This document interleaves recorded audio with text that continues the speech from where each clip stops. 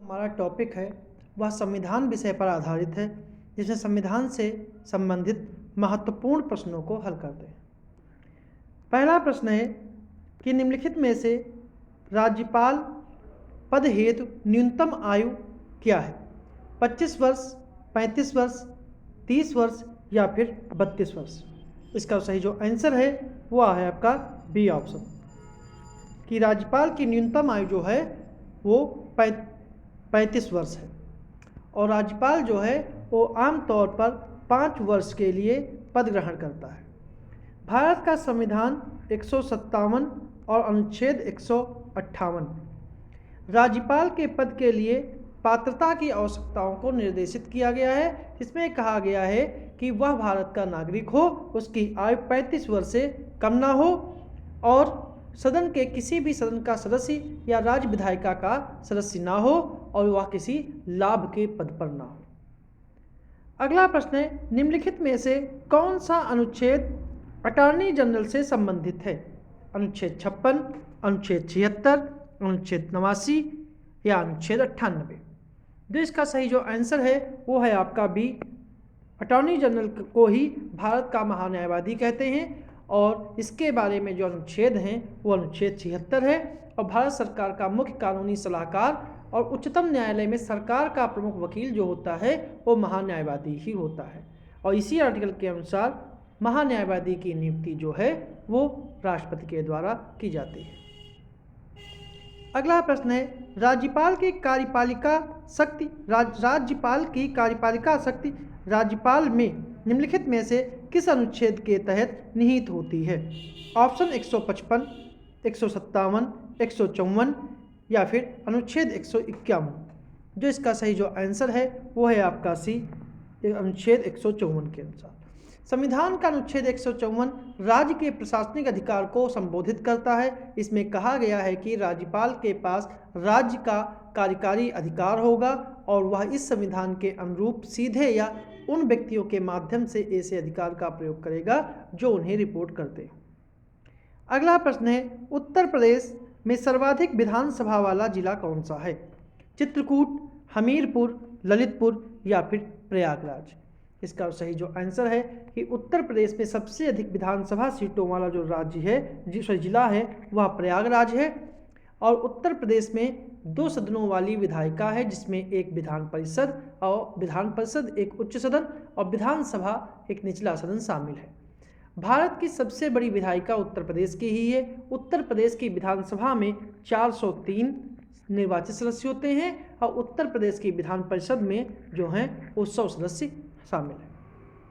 अगला प्रश्न है, अनुसूचित जनजाति के लिए उत्तर प्रदेश में आरक्षित सीटों की संख्या कितनी है? 7, 8, 5 या फिर इनमें से कोई नहीं? इसका सही जो आंसर है वो है आपका डी ऑप्शन, उपयुक्त में से कोई नहीं। उत्तर प्रदेश की विधानसभा में अनुसूचित जाति और जनजाति के लिए 86 सीटें जो हैं वो आरक्षित है। मतलब SC ST के लिए कुल मिला के 86 सीटें आरक्षित हैं, जिसमें 84 जो सीटें हैं वो SC के लिए और 2 सीटें जो हैं वो ST के लिए आरक्षित हैं।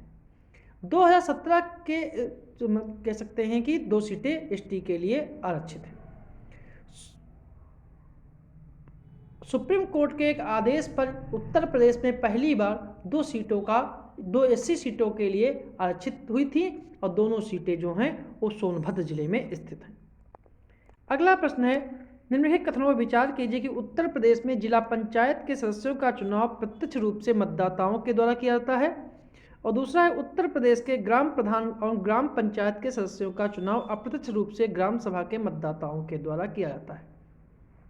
तो निम्नलिखित में से कौन सा कथन जो है वो सही है? केवल एक, केवल 2, दोनों या फिर दोनों नहीं?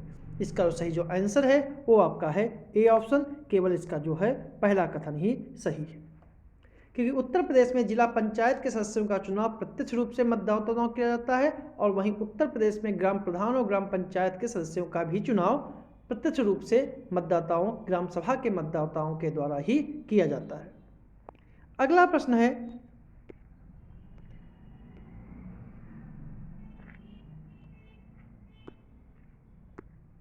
निम्नलिखित में से कौन भारत सरकार अधिनियम 1919 की प्रमुख विशेषता है? पहला है कि प्रांतों की कार्यकारी सरकार में द्वैध शासन की शुरुआत। दूसरा है मुसलमानों के लिए अलग सांप्रदायिक निर्वाचन क्षेत्र की शुरुआत। और तीसरा है केंद्र द्वारा प्रांतों को विधायी अधिकार का हस्तांतरण। तो कूट के आधार पर कौन सा कथन जो है वो सत्य है? केवल 1, 2 और 3, 1 और 3 या फिर 1, 2, 3। तो इसका सही जो आंसर है वो आपका है सी ऑप्शन।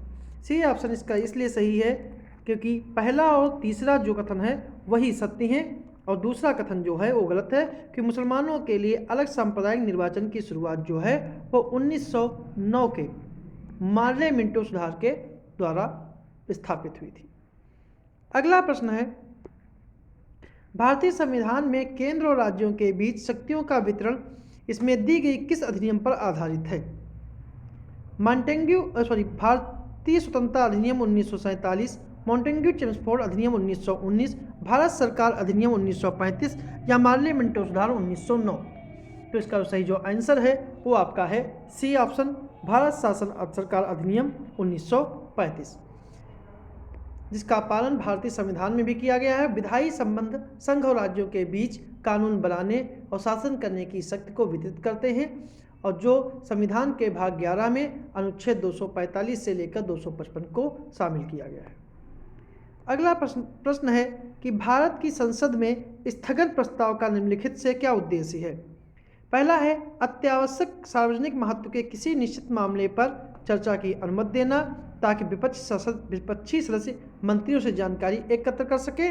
और सी ऑप्शन है अनुदान की मांग में विशिष्ट राशि की कमी की अनुमति देना या कुछ सदस्यों के अनुचित या हिंसक व्यवहार को रोकने के लिए कार्यवाही को स्थगित करना। तो कौन सा जो है वो स्थगन प्रस्ताव का उद्देश्य है? जिसका सही जो आंसर है वो आपका है ए ऑप्शन।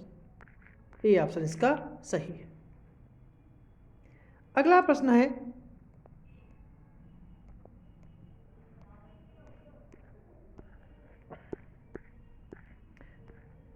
भारत के संविधान में निहित राज्य के नीति निर्देशक सिद्धांतों के तहत निम्नलिखित प्रावधानों पर विचार करिए।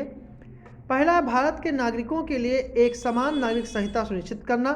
दूसरा है ग्राम पंचायतों को संगठित करना। तीसरा है ग्रामीण क्षेत्र के कुटीर उद्योगों को बढ़ावा देना और सभी श्रमिकों के लिए उचित अवकाश और सांस्कृतिक अवसर और सुरक्षा की सुनिश्चितता करना। तो कौन सा कथन जो है वो गांधीवादी सिद्धांत में आते हैं? तो इसका सही जो आंसर है वो है आपका बी ऑप्शन, क्योंकि बी ऑप्शन 2 और 3 जो हैं वो गांधीवादी सिद्धांतों में आते हैं। नीति निर्देशक सिद्धांत जो हैं वो अनुच्छेद 36 से लेकर 51 तक है और नीति निर्देशकों को 3 भागों में बांटा गया है। एक को समाजवादी, गांधीवादी और उदार बौद्धिक कहा जाता है। जो 2 और 3 कथन जो हैं वो गांधीवादी सिद्धांत पर आधारित हैं। अगला प्रश्न है, लोकसभा अध्यक्ष के पद के संबंध में निम्नलिखित कथनों पर विचार कीजिए कि वह राष्ट्रपति के प्रसाद पर्यंत पद धारण करता है और दूसरा है उसे अपने चुनाव के समय सदन का सदस्य होने की आवश्यकता नहीं होती, लेकिन चुनाव की तारीख से 6 महीने के भीतर सदन का सदस्य होना अनिवार्य होगा। तीसरा है यदि वह इस्तीफा देना चाहे तो इस्तीफे का पत्र लोकसभा उपाध्यक्ष को संबोधित होगा। तो इसका कथन जो है और कौन सा सही है? केवल 1 और 2, केवल 3, 1, 2, 3 या फिर कोई नहीं? जिसका सही जो आंसर है वो आपका है बी ऑप्शन, केवल 3। तीसरा सही है और दूसरा जो है और पहला जो गलत है, क्योंकि लोकसभा अध्यक्ष का चुनाव लोकसभा द्वारा उसके सदस्यों में से ही किया जाता है, वो भी जितनी जल्दी हो सके उसकी पहली बैठक के तुरंत बाद। आम चुनाव के बाद संसद के निचले सदन की पहली बैठक में लोकसभा स्पीकर का चुनाव किया जाता है। जब भी अध्यक्ष का पद खाली होता है, लोकसभा रिक्त स्थान भरने के लिए किसी अन्य सदस्य का चुनाव करती है। आमतौर पर अध्यक्ष लोकसभा के जीवन काल तक पद पर बने रहते हैं। अगर वह अपना इस्तीफा देना चाहता है तो उसके इस्तीफे का पत्र लोकसभा उपाध्यक्ष को संबोधित होगा। लोकसभा का अध्यक्ष लोकसभा का सर्वोच्च अधिकारी होता है और भारत की संसद के निचले सदन का पीठासीन अधिकारी भी वही होता है। अगला प्रश्न है, भारत एक गणतंत्र है। इसका अर्थ है सभी मामलों में अंतिम अधिकार जनता का है। दूसरा है भारत में संसदीय शासन प्रणाली है।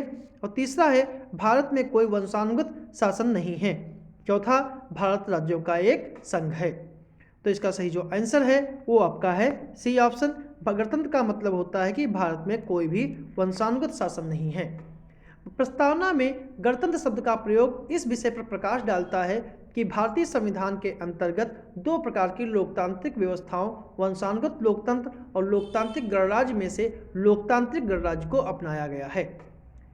अगला है कि संविधान सभा में डॉक्टर भीमराव अंबेडकर का सफल निर्वाचन कहाँ से हुआ था? नई दिल्ली, बंगाल, मुंबई या फिर इनमें से कोई नहीं। इसका सही जो आंसर है वो आपका है बी, बंगाल।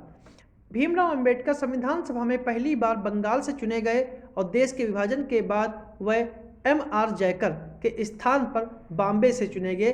जिस स्थान से अंबेडकर संविधान सभा में चुने गए थे वह स्थान वर्तमान में बांग्लादेश में है।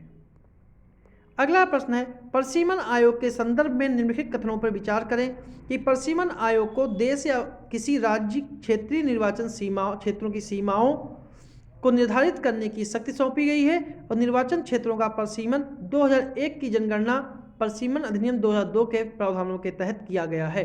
तो कौन सा कथन जो है वो सत्य है? केवल एक, केवल दो, दोनों या फिर दोनों नहीं। इसका सही जो आंसर है वो आपका है सी ऑप्शन। इसका मतलब ए बी जो हैं वो दोनों, एक और दो दोनों सही हैं। परिसीमन आयोग एक उच्च शक्ति वाला निकाय है जो देश या किसी राज्य के क्षेत्रीय निर्वाचन क्षेत्रों की सीमाओं का निर्धारण करता है। निर्वाचन क्षेत्रों का वर्तमान परिसीमन जो है वो 2001 की जनगणना के तहत 2002 के प्रावधानों के तहत किया गया है। भारत में ऐसे परिसीमन आयोग का गठन जो है वो अब तक 4 बार किया गया है, 1952, 1963, 1973 और 2002 के तहत किया गया है। अगला प्रश्न है संविधान की सूची को सुमेलित करना है। एक तरफ विषय है, एक तरफ अनुच्छेद है कि केंद्रीय वित्त आयोग, लोक लेखा समिति, नियंत्रण एवं महालेखा परीक्षक, राष्ट्रीय अनुसूचित जाति आयोग। तो कौन सा सुमेलित है? तो जो केंद्रीय वित्त आयोग जो है, केंद्रीय वित्त आयोग जो है वह अनुच्छेद 280 में है। महालेखा नियंत्रक परीक्षक अनुच्छेद 148 में है। अनुसूचित जाति आयोग जो राष्ट्रीय अनुसूचित जाति आयोग जो है 338 में है और लोक लेखा समिति जो है अनुच्छेद 266 2 में है। इस प्रकार का सही जो आंसर है वो आपका सी है। अगला प्रश्न है निम्नलिखित में से कौन सा भारतीय संविधान में निर्धारित नागरिकों के मौलिक कर्तव्यों से संबंधित है? पहला है हमारी समग्र संस्कृति को समृद्ध विरासत को संरक्षित करना, कमजोर वर्गों को सामाजिक अन्याय से बचाना, वैज्ञानिक स्वभाव और जांच की भावना विकसित करना और व्यक्तिगत और सामूहिक गतिविधि के सभी क्षेत्रों में उत्कृष्टता की दिशा में प्रयास करना। केवल एक और दो, केवल दो, एक और 3 4 या फिर 1 2 3 4। तो इसका सही जो आंसर है वो आपका है सी ऑप्शन। इसका सही जो है वो सी ऑप्शन, क्योंकि 42वें संवैधानिक संशोधन 1976 के माध्यम से हमारे संविधान का जो भाग 4 का है उसके तहत अनुच्छेद 51 का में मूल कर्तव्यों का उल्लेख है और मूल कर्तव्य जो हैं वो संयुक्त सोवियत संघ या रूस से लिए गए हैं। इन्हें 42वें संवैधानिक संशोधन 1976 के द्वारा जोड़ा गया था स्वर्ण सिंह समिति की सिफारिश पर और 86 तब इनकी संख्या जो है वो 10 थी और वर्तमान में मूल कर्तव्यों की संख्या जो है वो 11 है। 11वां मूल कर्तव्य जो है वो 86वें संवैधानिक संशोधन 2002 के द्वारा जोड़ा गया था और मौलिक कर्तव्यों को शामिल करने की सिफारिश स्वर्ण सिंह समिति ने की थी और मौलिक कर्तव्यों की प्रकृति जो है वो गैर प्रवर्तनीय है, मतलब इन्हें लागू नहीं कराया जा सकता। अगला प्रश्न है निम्नलिखित में से कौन सा युग्म सही सुमेलित नहीं है? पहली अनुसूची, दूसरी तीसरी अनुसूची, 5वीं अनुसूची और 10वीं अनुसूची। इसका सही जो आंसर है वो आपका है सी ऑप्शन। 5वीं अनुसूची जो है वह इससे संबंधित नहीं है। असम, मेघालय, त्रिपुरा, मिजोरम राज्यों में आदिवासी क्षेत्रों का प्रशासन जो है वो 6ठी अनुसूची से संबंधित है।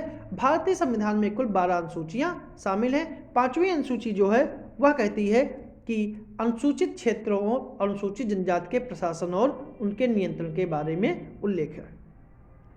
अगला प्रश्न है, राजनीति निर्देशक सिद्धांतों के संबंध में कौन सा कथन जो है वो सत्य है। इनको विचार करना है कि यह सिद्धांत देश के सामाजिक आर्थिक लोकतंत्र की व्याख्या करते हैं और इन सिद्धांतों में निहित प्रावधान किसी भी अदालत द्वारा लागू नहीं किए जा सकते। केवल एक सही है, केवल 2 सही है, दोनों सही हैं या फिर दोनों गलत है। इसका सही जो आंसर है वो आपका है सी ऑप्शन, कि इसके दोनों कथन जो हैं वो सत्य हैं। अगला प्रश्न, निम्नलिखित में से कौन भारत के संविधान का संरक्षक है? कौन भारत के संविधान का संरक्षक है? ऑप्शन है भारत के राष्ट्रपति, भारत के प्रधानमंत्री, लोकसभा सचिवालय या फिर भारत का सर्वोच्च न्यायालय। तो इसका जो सही जो आंसर है वो है आपका डी ऑप्शन, भारत का सर्वोच्च न्यायालय। डी ऑप्शन इसका जो है वो सही है, क्योंकि भारत के संविधान का अंतिम व्याख्याकर्ता और संरक्षक सर्वोच्च न्यायालय है। यह भारत के संविधान के तहत सर्वोच्च न्यायिक मंच और अपील की अंतिम अदालत है। इसमें भारत के मुख्य न्यायाधीश और अन्य न्यायाधीश शामिल हैं।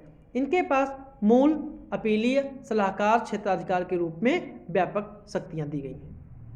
अगला प्रश्न है, निम्नलिखित में से कानपुर नगर और वाराणसी में पुलिस आयुक्त प्रणाली कब से लागू है? मार्च 2022, दिसंबर 2019, मार्च 2021 या फिर जनवरी 2020? जो इसका सही जो आंसर है वह आपका है सी ऑप्शन, मार्च 2021 से। अगला प्रश्न है, आतंकवादी हमलों से निपटने के लिए उत्तर प्रदेश में एक कमांडो ट्रेनिंग सेंटर स्कूल कहाँ बनाया गया है? अनौरा, लखनऊ, टुंडला, गाजियाबाद, सोहवल, अयोध्या, प्रयागपुर, गोंडा? तो इसका जो सही जो आंसर है वो आपका है ए, अनौरा, लखनऊ। अगला प्रश्न है, निम्नलिखित में से कौन से जैन तीर्थकर का जन्म अयोध्या में हुआ था? नेमिनाथ, महावीर, संभवनाथ या फिर ऋषभदेव? जिसका सही जो आंसर है वो आपका है डी, ऋषभदेव। ऋषभदेव का जन्म जो है वो अयोध्या में हुआ था। ऋषभदेव के अलावा 4 और तीर्थकर हैं जिनका जन्म अयोध्या में हुआ था। उनमें आते हैं ऋषभदेव जो पहले हैं, दूसरे आते हैं अजितनाथ, दूसरे जो हैं वो अजितनाथ, इनका भी जन्म अयोध्या में हुआ था। अजितनाथ, अभिनंदन नाथ और अनंतनाथ, और चौथे हैं आपके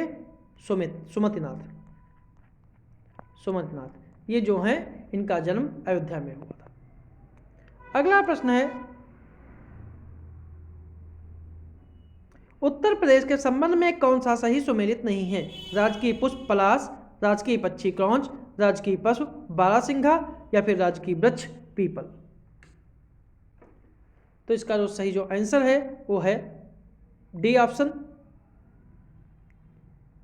क्योंकि राजकीय पुष्प जो है वो पलाश ही है, राजकीय पक्षी क्रौंच है, राजकीय पशु बारहसिंघा है, राजकीय वृक्ष जो है पीपल ना होकर अशोक है। और अगर राज्य का वृक्ष जो अशोक है और राजकीय पुष्प जिसे पलाश या ढाक या टेसू भी कहते हैं, और राजकीय चिन्ह की बात करें तो मछली और तीर कमान है। अगला प्रश्न है, निम्नलिखित में से कौन सा सही सुमेलित नहीं है? उत्तर प्रदेश की सीमा को स्पर्श करने वाला एकमात्र देश नेपाल, उत्तर प्रदेश से लगा सबसे छोटी सीमा वाला राज्य हिमाचल प्रदेश, मध्य प्रदेश का राज्य से तीन ओर से घिरा जिला ललितपुर, उत्तर प्रदेश से लगा सबसे लंबी सीमा वाला राज्य झारखंड। तो कौन सा जो है वो सुमेलित नहीं है? इसका सही जो आंसर है वो आपका है डी ऑप्शन, क्योंकि उत्तर प्रदेश की सीमा जो है वो सबसे अधिक जो है झारखंड से नहीं मध्य प्रदेश से लगती है। उत्तर प्रदेश की सबसे लंबी सीमा मध्य प्रदेश से और न्यूनतम सीमा हिमाचल प्रदेश से स्पर्श करती है। उत्तर प्रदेश की सीमा को जो राज्य हैं वो हैं हिमाचल प्रदेश, हरियाणा, राजस्थान, मध्य प्रदेश, छत्तीसगढ़, झारखंड बिहार और उत्तराखंड। और एकमात्र जो केंद्र शासित प्रदेश उत्तर प्रदेश की सीमा से टच करता है वो है दिल्ली। दिल्ली की सीमाएं उत्तर प्रदेश के गाजियाबाद और गौतम बुद्ध नगर से लगती है और वही सर्वाधिक प्रदेशों को स्पर्श करने वाली उत्तर प्रदेश का एकमात्र जिला जो है वो सोनभद्र है।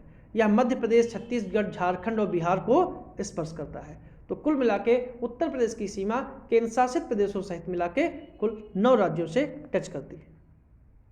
अगला प्रश्न है, उत्तर प्रदेश में राज्य की कुल जनसंख्या में अनुसूचित जनजाति का प्रतिशत कितना है?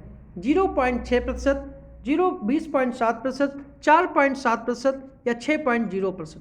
इसका सही जो आंसर है वो आपका है ए ऑप्शन 0.6%। 2001 की जनगणना के अनुसार उत्तर प्रदेश में कुल जनजातियों की जो संख्या है वो है 11,34,273, जो यहाँ की कुल जनसंख्या का केवल 0.6% है।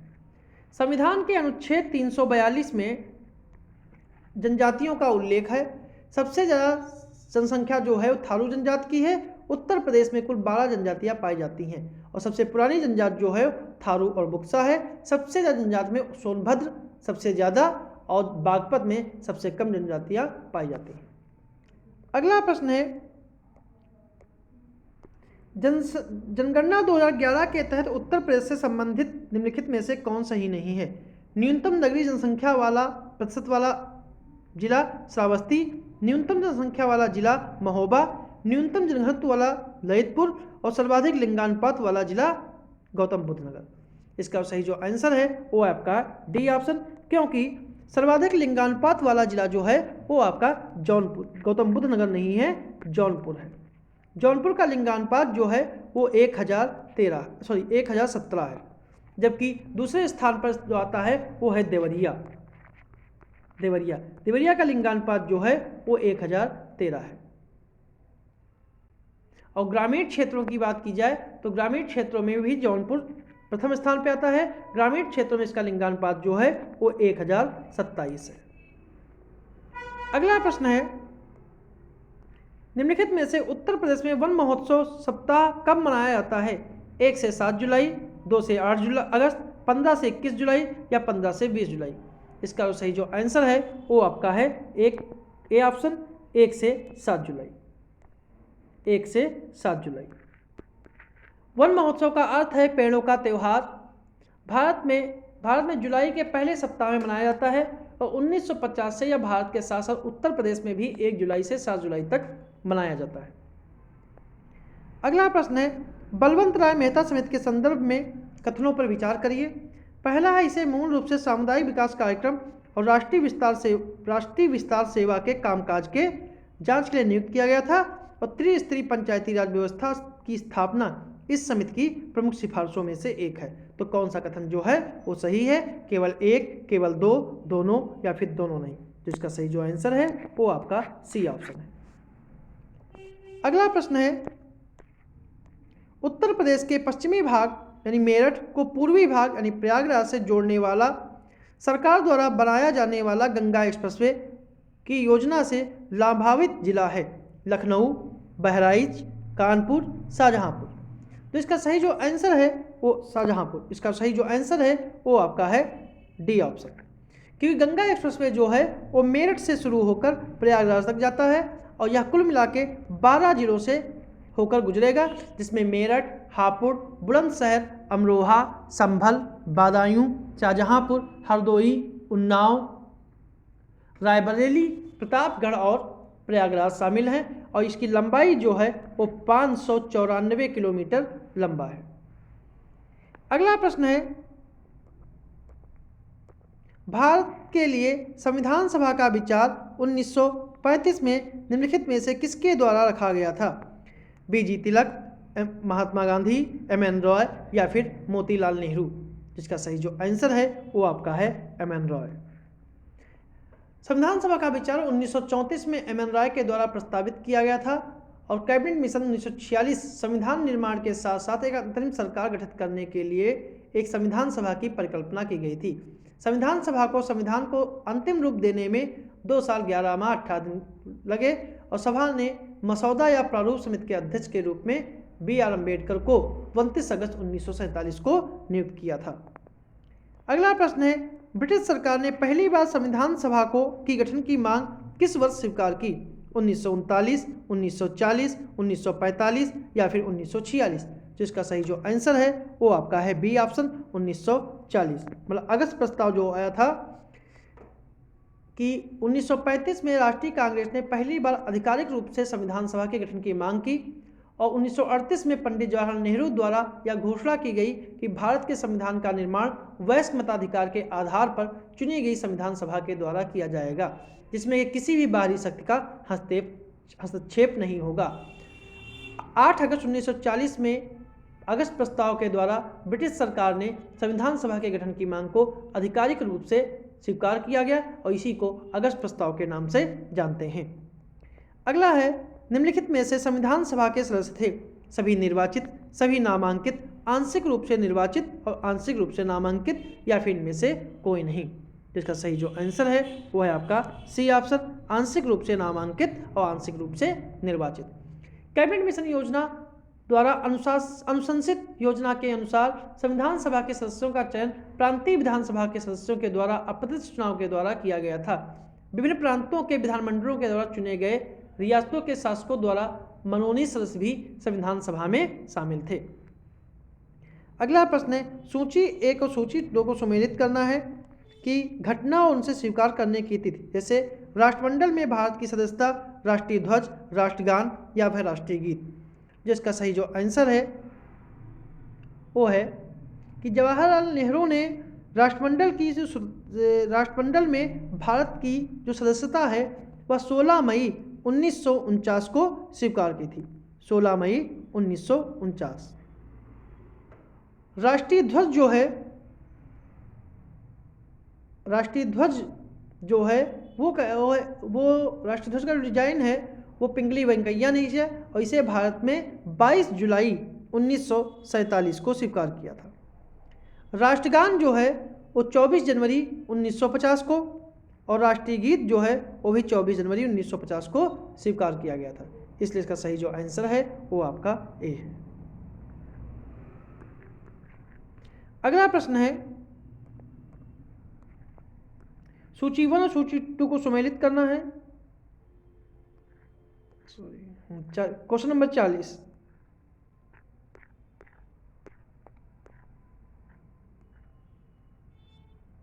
हाँ, सूची 1 और सूची 2 को सम्मिलित करना है कि भारत के पहले राष्ट्रपति राजेंद्र प्रसाद की चुनाव की तिथि, संविधान सभा का अंतिम सत्र, प्रारूप समिति का गठन या संविधान के प्रथम प्रारूप की प्रकाशन की तिथि। जिसका सुमेलन जो है वो है इस प्रकार कि भारत के पहले जो राष्ट्रपति हैं उनके चुनाव की तिथि जो है वो है 24 जनवरी 1950। 24 जनवरी 1950। संविधान सभा की अंतिम बैठक 24 जनवरी 1950। प्रारूप समिति का गठन 29 अगस्त 1947 और संविधान के प्रथम प्रारूप का प्रकाशन फरवरी 1948। तो इसका सही जो आंसर है वो आपका है सी ऑप्शन, 1, 2, 4, 3। अगला प्रश्न है, संविधान सभा की निम्नलिखित घटनाओं उनका मिलान करिए कि समितियां हैं उनके नेतृत्वकर्ता कौन कौन हैं। जैसे संघ संविधान जो था उसकी समिति जो है, संघ संविधान की समिति के जो अध्यक्ष थे वो थे पंडित जवाहरलाल नेहरू। प्रांतीय संविधान थे उसके जो अध्यक्ष थे वो थे डॉक्टर सरदार वल्लभ भाई पटेल। प्रारूप समिति के अध्यक्ष भीमराव अम्बेडकर और प्रक्रिया और संचालन समिति के डॉक्टर राजेंद्र प्रसाद। तो इसका सही जो आंसर है वो आपका सी ऑप्शन जो है वो सही है। अगला प्रश्न है, यह कथन किसने दिया कि संविधान सभा अनिवार्य रूप से एक दलीय देश में एक दलीय निकाय थी? Naziruddin Ahmad, Granville Austin, Lord Viscount Simon या फिर विंस्टन चर्चिल। तो इसका सही जो आंसर है वो आपका है बी ऑप्शन, ग्रेनविल ऑस्टिन ने यह बात कही थी।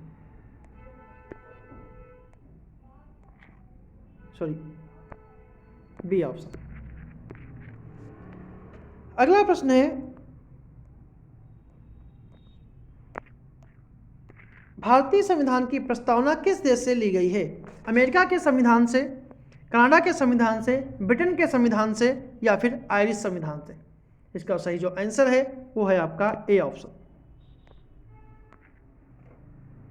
ए ऑप्शन इसका जो है वो सही। भारतीय प्रस्तावना जो है वो अमेरिका के संविधान से ली गई है। प्रस्ताव बाद में 42वें संवैधानिक संशोधन में 3 नए शब्द जोड़े गए, समाजवादी, पंथनिरपेक्ष और अखंडता। अगला प्रश्न है कि 42वें संवैधानिक संशोधन 1976 के द्वारा कौन से शब्द नहीं जोड़ा गया? समाजवादी, धर्मनिरपेक्ष, अखंडता या फिर प्रभुत्व संपन्न? इसका सही जो आंसर है वो है आपका डी, प्रभुत्व संपन्न। अगला प्रश्न है, निम्नलिखित में से प्रस्तावना में कितने प्रकार की समानता का उल्लेख है? 2, 3, 4 या फिर 5? जिसका सही जो आंसर है वो है आपका ए ऑप्शन, 2 प्रकार की समानता का उल्लेख है, जिसमें प्रतिष्ठा और अवसर में जो प्रस्तावना है उसमें 2 प्रकार की समानता का उल्लेख है, जिसमें प्रतिष्ठा और अवसर की समानता का उल्लेख दिया गया है। अगला प्रश्न है, लोकतांत्रिक शब्द के प्रयोग प्रस्तावना में किया गया है, लेकिन लोकतांत्रिक की व्यापकता का समझ का अर्थ क्या है? केवल राजनीतिक लोकतंत्र, केवल सामाजिक लोकतंत्र, केवल आर्थिक लोकतंत्र या फिर उपयुक्त सभी? जिसका सही जो आंसर है वो है आपका डी ऑप्शन, उपयुक्त सभी। अगला प्रश्न है, भारतीय संविधान का कौन सा अनुच्छेद समान काम और समान काम के लिए समान वेतन प्रदान करता है और पुरुषों और महिलाओं को समान अधिकार सुरक्षित रखता है? अनुच्छेद 38, 39, 325 या फिर 326? जिसका सही जो आंसर है वो है आपका बी, अनुच्छेद 39। अनुच्छेद 39 राज्य के नीति निर्धारक तत्वों से संबंधित है। इस अनुच्छेद के अनुसार राज्य सभी नागरिकों को जीविका के पर्याप्त साधन के अधिकार सुरक्षित कराने, सामूहिक हित के लिए भौतिक संसाधनों का वितरण और पुरुष और स्त्रियों को समान कार्य के लिए समान वेतन करने की बात के लिए प्रयासरत रहेगा। अगला प्रश्न है, निम्नलिखित में से किस मामले में सर्वोच्च न्यायालय ने यह राय दी कि प्रस्तावना संविधान का हिस्सा नहीं है? बेरूवारी यूनियन केस 1960, केशवानंद भारती मामला 1973, मेनका गांधी मामला 1976 और मिनर्वा मिल्स मामला 1980? जिसका सही जो आंसर है वह है ए ऑप्शन, बेरूवारी यूनियन केस 1960, जिसमें सर्वोच्च न्यायालय ने कहा कि प्रस्तावना निर्माताओं के दिमाग की कुंजी है, लेकिन यह भारत के संविधान का हिस्सा नहीं है, इसलिए प्रस्तावना कानून की अदालत में लागू करने योग्य नहीं है और इसलिए इसलिए सर्वोच्च न्यायालय ने प्रस्तावना को संविधान का हिस्सा 1960 में नहीं माना। लेकिन बम्बई वाद के मामले में संविधान ने प्रस्तावना के भारत का हिस्सा माना है। अगला प्रश्न है, संघ उसके राज्य क्षेत्र से संबंध में निम्नलिखित में से इस पर विचार कीजिए कि इसका उल्लेख संविधान के भाग 1 में है और भारतीय संविधान के अनुच्छेद 1 से 5 तक संघ और उसके क्षेत्र को समर्पित है। केवल 1 सही है, केवल 2 सही है, दोनों सही हैं या दोनों गलत हैं? इसका सही जो आंसर है वो आपका है ए ऑप्शन। इसका कथन जो है वो केवल 1 सही है, दूसरा कथन है गलत है, क्योंकि भारतीय संविधान के अनुच्छेद 1 से 5 तक संघ उसके क्षेत्र का वर्णन नहीं है। इसका जो है अनुच्छेद 1 से लेकर 4 तक ही इसका वर्णन है। अनुच्छेद 1 में ही कहा गया है भारत को राज्यों का संघ के रूप में वर्णित किया गया है। अगला प्रश्न है, भारतीय के संविधान के अनुच्छेद 1 में निम्नलिखित में से किसका उल्लेख नहीं है?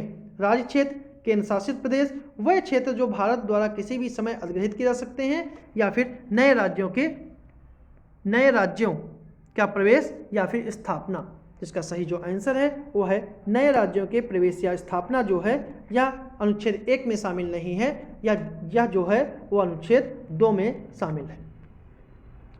अगला प्रश्न है,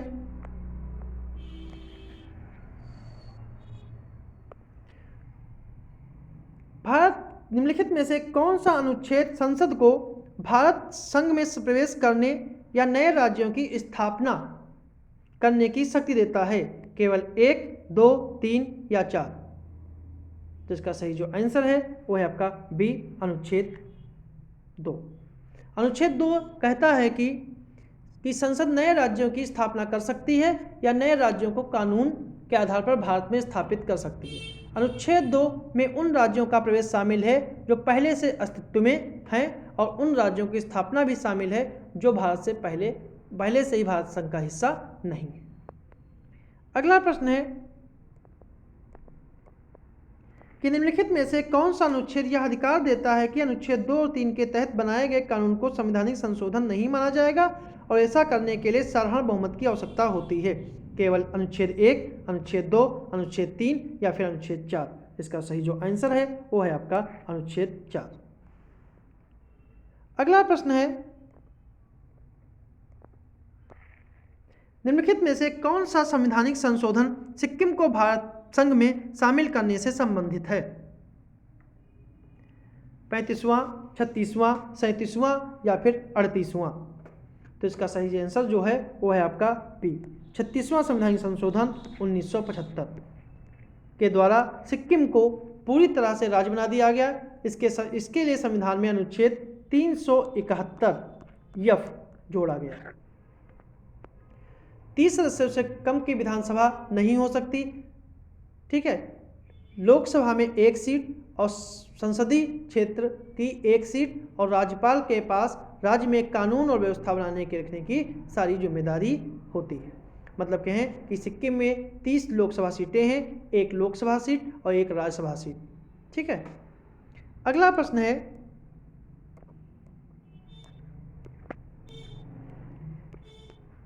प्रश्न नंबर 53 कि निम्नलिखित में से कौन सा मौलिक अधिकार नागरिकों और विदेशी दोनों के लिए है? अनुच्छेद 15, अनुच्छेद 16, अनुच्छेद 19, अनुच्छेद 20। इसका सही जो आंसर है वो है आपका अनुच्छेद 20। अनुच्छेद 20 जो है वो भारतीय और विदेशी दोनों के लिए दोनों को ही दिया गया है, केवल शत्रु देशों को छोड़कर। अगला प्रश्न है निम्नलिखित में से अनुच्छेद 11 किससे संबंधित है? पाकिस्तान से भारत आए कुछ व्यक्तियों के अधिकार, पाकिस्तान में कुछ प्रवासियों की नागरिकता के अधिकार, स्वेच्छा से किसी विदेशी राज्य की नागरिकता प्राप्त करने वाले व्यक्ति नागरिक नहीं है, या फिर संसद कानून द्वारा नागरिकता के अधिकार को विनियमित करेगी। जिसका सही जो आंसर है वो आपका है अनुच्छेद 11। मतलब कि अनुच्छेद 11 जो है वो डी से संबंधित है, क्योंकि अनुच्छेद 11 कहता है कि नागरिकता से संबंधित जो है वो सारे कानून संसद बनाएगी। अगला प्रश्न है मौलिक अधिकारों से निम्नलिखित बारे में कौन सा कथन जो है वो सत्य नहीं है? पहला है मौलिक अधिकार प्रकृति में न्याय योग्य हैं। हमारे संविधान में मौलिक अधिकार संयुक्त राज्य अमेरिका के मौलिक अधिकारों से अधिक विस्तृत हैं। मौलिक अधिकार सामाजिक और आर्थिक लोकतंत्र के विचार को बढ़ावा देने के लिए हैं। और चौथा है व्यक्तियों के समग्र विकास के लिए मौलिक अधिकार आवश्यक हैं। तो कौन सा कथन जो है वो सत्य नहीं है? उसका सही जो आंसर है वो आपका है डी ऑप्शन, सॉरी इसका सही जो आंसर है सी ऑप्शन, क्योंकि मौलिक अधिकार सामाजिक आर्थिक और लोकतंत्र के विचार को बढ़ावा नहीं देते हैं। सामाजिक और आर्थिक लोकतंत्र को बढ़ावा देने के लिए संविधान के भाग 4 आता है, जिसमें नीति निषेध तत्व है। अगला प्रश्न है अनुच्छेद 19 के द्वारा गारंटीकृत 6 अधिकारों को निम्नलिखित में से किस आधार पर निलंबित नहीं किया जा सकता? युद्ध, बाहरी आक्रामकता, सशस्त्र विद्रोह या फिर उपरोक्त में से कोई नहीं। इसका सही जो आंसर है वो है आपका सी ऑप्शन, सशस्त्र विद्रोह के आधार पर, क्योंकि 1978 के 44वें संवैधानिक संशोधन के द्वारा अनुच्छेद 358 के दायरों को 2 तरह से प्रतिबंधित कर दिया गया है। इसमें कि अनुच्छेद 19 के 6 मौलिक अधिकारों को तभी निलंबित किया जा सकता है जब राष्ट्रीय आपातकाल को युद्ध या बाह्य आक्रमण के आधार पर घोषित किया जाए, न कि सशस्त्र विद्रोह के आधार पर। इसका मतलब यह है कि अनुच्छेद 19 को सशस्त्र विद्रोह या आंतरिक आपातकाल के आधार पर ही निलंबित नहीं किया जा सकता। अनुच्छेद 19 के तहत 6 अधिकार भाषण, अभिव्यक्ति, आंदोलन, सभा, संघ और निवास तथा व्यवसाय की स्वतंत्रता से संबंधित हैं। तो ये थे हमारे आज के मुख्य प्रश्न।